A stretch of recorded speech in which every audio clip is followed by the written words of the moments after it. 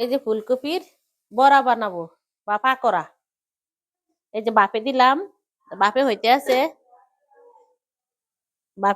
আর এটা ময়দা দিয়া ডো বানাবো। এই ময়দা দিয়ে বানাবো, ব্যাটার বানাবো। এই যে দিলাম কর্নফ্লাওয়ার 1 চামচ আর ময়দা আর একটু সিরকা দিবে এটার সাথে। আসসালামু আলাইকুম, আপনারা কেমন আছেন? ভালো আছেন? আমি ভালো আছি আলহামদুলিল্লাহ। আমি ফুলকপির পাকোড়া বানাবো বা ফুলকপির বড়া। এই যে একটু সিরকা দিয়ে দিলাম, একটু আদা দিব,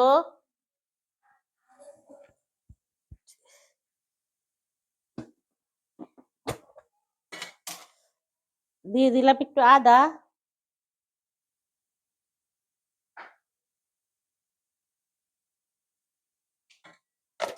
রসুনটা দিব একটু ফ্রিজে, রসুনটা পরে আনবো, আগে দিতে আসি এগুলি হলদি মরিচ গুলি দিয়ে দিলাম লবণ,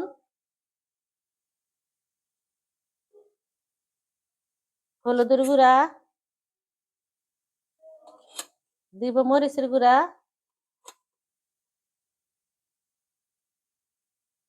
একটু জিরা ধনিয়ার গুঁড়া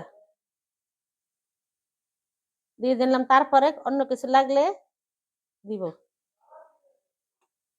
একটু জাল জাল না হলে ভালো লাগতো না।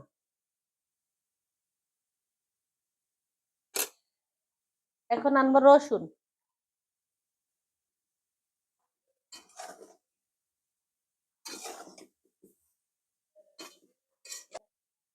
দিলাম রসুন। এই যে এখন পানি দিয়ে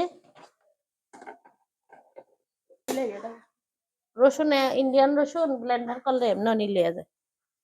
আমি তো তেল দিই না, লবণ দিই না।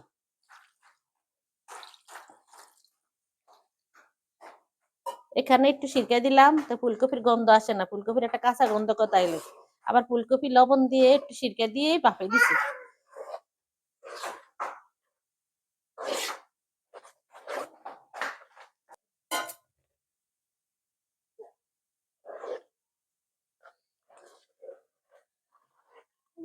আর কিছু দিব না, লবণ লাগলে পরে লবণ দিব, আর কিছু দেওয়ার দরকার নাই, আর সব হয়ে গেছে দেওয়া।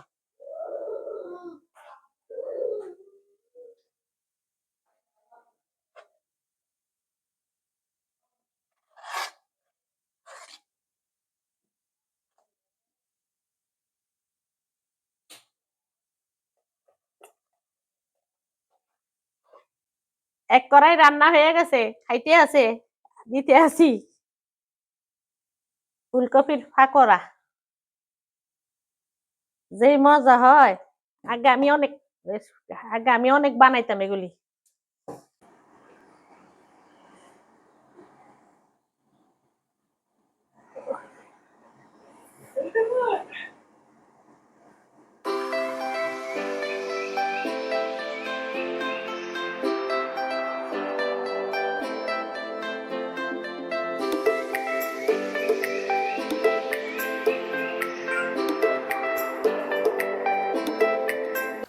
এই যে এখানে আমার